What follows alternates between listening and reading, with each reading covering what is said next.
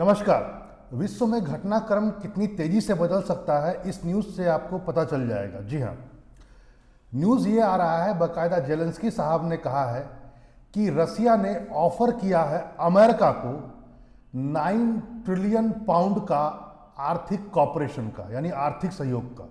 यदि मैं डॉलर के रूप में वर्णित करूं तो लगभग 12 ट्रिलियन डॉलर का आर्थिक कॉपरेशन यानी इकोनॉमिकल कॉपरेशन सहयोग की पेशकश की है। और यहां से मामला किसी और तरफ जाता हुआ नजर आ रहा है। जी हाँ, एक गाना आपको याद होगा, अजीब दास्तां है ये, कहां शुरू कहां खत्म। जी हाँ, कहां यूक्रेन नाटो में जाने की जिद कर रहा था, कहां उसके पीछे जो बाइडेन खड़े थे, और आज जब जेलेंस्की ये बात कह रहे हैं कि उन्हें यूक्रेन की एक तरह से जो खुफिया एजेंसी है उसकी रिपोर्ट के अनुसार ऐसा कहा गया है। जी हाँ, क्या है पूरा मामला, जरा इसको समझिए। लेकिन इस पर आते हैं, जेलेंस्की बहुत चिंतित हो गए हैं इस मामले में जब से उनको ये खबर मिली है, और उन्होंने कहा है कि यदि उनको डर है कि यदि आर्थिक प्रोत्साहन होता है और अमेरिका और रूस के बीच कहीं द्विपक्षीय समझौता हो जाता है तो जो मॉस्को पर पश्चिम देशों का जो दबाव था वो तुरंत समाप्त हो जाएगा, और यह भी हो सकता है कि एक ऐसा समझौता निकल करके सामने में आए जिसमें यूक्रेन शामिल ही ना हो। जी हाँ, यानी युद्ध के भविष्य का निर्णय जिसके साथ युद्ध हो रहा हो, जिसके क्षेत्र में युद्ध हो रहा हो, वही शामिल ना हो, ऐसी बातें कही जा रही है। वैसे ये बात कहां तक आपको सच लगता है?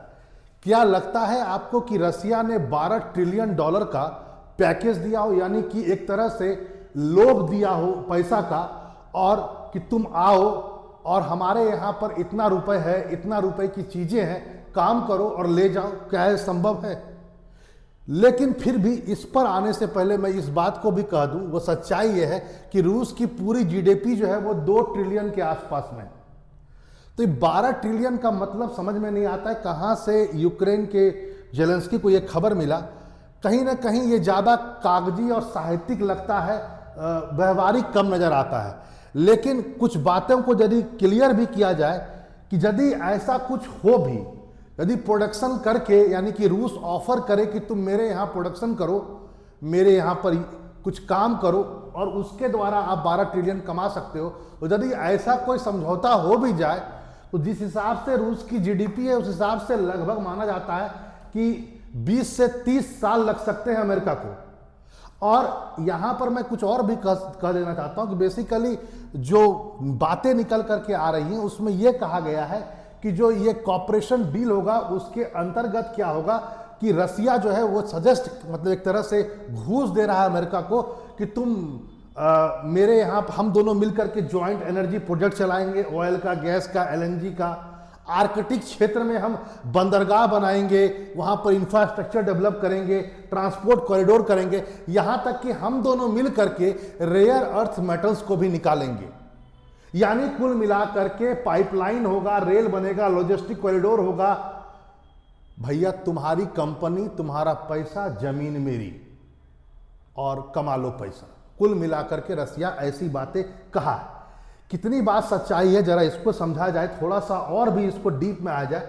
बेसिकली जो ये पूरी बात जेलेंस्की तक पहुंची, जेलेंस्की ने कहा है कि मुझे तो यूक्रेन का जो मेरा खुफिया एजेंसी है उसने कहा है। और उन्होंने क्या कहा जरा समझिए। उन्होंने कहा कि जो शांति वार्ता हुई अभी कुछ दिन पहले आबू धाबी में, यानी यूएई में, जहां पर रूस के प्रतिनिधि गए थे, अमेरिका के प्रतिनिधि गए थे, और वहां पर जो बातचीत हुई उसमें यह खुलासा हुआ, उसी से वहीं में से खुलासा हुआ, क्योंकि दिमित्रोव जो गए थे रसिया की ओर से, उन्होंने शायद कुछ ऐसी बातें कही है अमेरिकी प्रतिनिधि को, और इसलिए इस पूरे पैकेज का जो नाम कहा जा रहा है वो दिमित्र पैकेज कहा जा रहा है कि उन्होंने ऑफर किया है यूएसए को कि आप हम दोनों के बीच जो चल रहा है झमेला, इसको खत्म करो। वैसे भी दिमित्र, रसिया जानता है कि ट्रंप जो है एक बिजनेसमैन है, तो कहीं ना कहीं रसिया ने उसकी दुखती नस को पकड़ा है या उसके कमजोर पक्ष को पकड़ा है। और ट्रंप के व्यक्तिगत रूप से मैं बात कर रहा हूं, अमेरिका की बात मैं नहीं कर रहा हूं। तो कहीं ना कहीं अब यूक्रेन को डर लगने लगा है कि कहीं एक बिजनेसमैन राष्ट्रपति कहीं उसकी संप्रभुता को, यानी यूक्रेन की संप्रभुता को रसिया के लोभ, आर्थिक लोभ के कारण कहीं समाप्त न कर दे।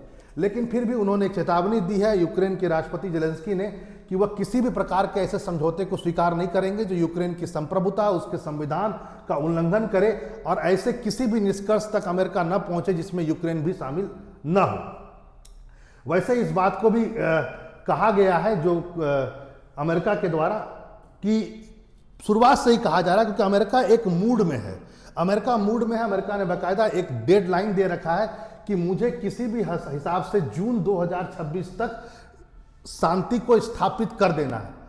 अब यह शांति यदि स्थापित नहीं होगी, यदि नहीं हो पाएगा, यह बात मालूम है किसको, मॉस्को को भी, कि यदि डेडलाइन जो है जून तक, यदि यहां पर शांति नहीं स्थापित हो सकता है तो मॉस्को भी जानता है कि और राजनीतिक दबाव बढ़ेंगे रसिया पर भी और यूक्रेन पर भी। यूक्रेन भी जानता है इस बात को। तो उससे पहले यदि दबाव, शांति तक पहुंचने के लिए रसिया शायद चाहता है कि जो भी चीज हो वो रसिया के फेवर में हो, ठीक है, और फेवर में तभी होगा जब हम कुछ लोभ देंगे अमेरिका को भी, ठीक है। आपको यह भी बता दूं कि आबू धाबी में जो शांति वार्ता हुई, उसके बाद माना जा रहा अगली वार्ता जो होगी शांति की वार्ता, वो अमेरिका में होगी। अमेरिका में जो वार्ता होने वाली है वो मियामी में माना जाता होगी, जिसमें तीनों सदस्य आएंगे, यानी कि अमेरिका भी होगा, त्रिपक्षीय वार्ता होगी, यूक्रेन भी होगा और रसिया भी होगा, जो मियामी में अमेरिका में होने वाला है। और अमेरिका चाहता है कि इस मियामी में जो शांति वार्ता होगी यहां पर पूरा कंप्लीट कर दिया जाए सब कुछ, यानी मुझे किसी प्रकार का लॉ लकुर नहीं चाहिए। और दूसरा पॉइंट यहां पर यह भी है कि बीच में मिड टर्म इलेक्शन है अमेरिका में, तो ट्रंप चाहते हैं कि इससे पहले कोई रिजल्ट निकल जाए। इस बात को जानता है कि उस पर विश्व के सबसे ज्यादा प्रतिबंध है, उसके डॉलर्स जो थे फॉरेन रिजर्व में उसको स्विफ्ट से बाहर कर दिया, कचरा हो गया, इंडिया पर दबाव अलग डाला गया। तो अब रसिया भी धीरे धीरे सोच रहा है कि इस पूरे तरह से समाप्त किया जाए युद्ध को, लेकिन युद्ध समाप्त रसिया कभी नहीं चाहेगा कि वह उसकी बात को न सुनकर किया जाए। इसलिए कहीं ना कहीं अमेरिका को लोभ दिया जा रहा है, ट्रंप को लोभ देने का प्रयास किया जा रहा है, जैसा कि जेलेंस्की समझते हैं। वैसे जेलेंस्की इस बात को भी आज आप जान लीजिए, वह यह है कि आज के तारीख में 20% के आसपास यूक्रेनी जमीन का कब्जा, यूक्रेन के जमीन का कब्जा रसिया के पास में है, जिसमें डोनेस्ट का एक बहुत बड़ा इलाका है। यूक्रेन चाहता है कि यह 20% जमीन उसे वापस मिले, डोनेस्ट भी फ्री हो, लेकिन रसिया उस शांति वार्ता तक नहीं पहुंचेगा जब तक वो 20% जमीन पर कब्जा न कर ले। कहीं ना कहीं यह बात रसिया जान चुका है और इसमें डोनेस्ट भी आएगा। और अब जो 12 ट्रिलियन का दिया गया है ऑफर, इसमें कोई बड़ी बात ना हो कि जमीन केवल रूस का हो सकता है, जमीन वो रसिया ऑफर कर दे यूक्रेन का भी, कि तुम यूक्रेन में भी कुछ काम करो, मेरे जो एरिया मैंने कब्जा में किया उसमें भी तुम काम करो और वहां से पैसा बनाओ। और अमेरिका की मजबूरी है अभी रेयर अर्थ मेटल्स, जिसको चीन ने एक तरह से पाबंदी लगा रखी है, बहुत कम मात्रा में पहुंचता है, उसके सेमीकंडक्टर्स, अमेरिका के उद्योग, ये सब धीरे धीरे पीछे हटते जा रहे हैं। तो अमेरिका की मजबूरी है कि वह जल्दी से युद्ध रुकवा करके कहीं ना कहीं रेयर अर्थ मेटल्स तक अपनी पहुंच को बढ़ाए। दूसरा, ट्रंप यह भी चाहते हैं कि उनको तमगा मिले शांति का। तीसरा पॉइंट, रसिया चाहता है कि अब फर्दर किसी प्रकार का उसके ऊपर दबाव न पड़े, न उसके दोस्तों पर दबाव पड़े और जल्दी सेटलमेंट हो जाए, इसलिए वो पेशकश कर रहा है। उधर यूक्रेन अब बुरी तरह फंस चुका है, ऐसा उसको लग रहा है। यदि ऐसा कुछ भी होता है तो निस्संदेह यह बहुत बड़ी बात होगी, लेकिन हाँ, विश्व के लिए अच्छा होगा कि एक तरह से अमेरिका और रूस यदि करीब आते हैं किसी भी ढंग से, तो वो विश्व के लिए अच्छा हो। लेकिन मैं आज आपको बता देता हूं बात, फिलहाल तो ये सारी बातें कितनी सच्चाई है कहना मुश्किल है, लेकिन यदि कोई भी एग्रीमेंट होता है वो पहले अमेरिकी कांग्रेस को मंजूरी देना पड़ेगा। कितनी संभावना है कि अमेरिकी कांग्रेस मंजूरी दे देगा उसको, जिसमें एक तरह से कॉपरेशन होगा, सहयोग होगा यूएसए और रसिया के बीच में। पहला पॉइंट तो ये, और उस परिस्थिति में तो और भी जब दोनों देशों के बीच विश्वास की बहुत बड़ी कमी है। तो कुल मिलाकर के निष्कर्ष ये निकाला जा सकता है कि अमेरिका चाहता है 2026 तक शांति समझौता हो जाए, रूस चाहता है कि यह शांति समझौता उसके फेवर में हो, उसको लोभ दिया जा रहा है अमेरिका को, और यूक्रेन को यह डर सता रहा है अब कि वह उसकी जमीन भी जा सकती है, और जो दबाव क्रिएट किया गया था रूस पर सभी देशों के द्वारा, वह भी खत्म होता हुआ नजर आ रहा है। चलिए फिर मिलते हैं ऐसे इंफॉर्मेटिव वीडियो के साथ। नमस्कार।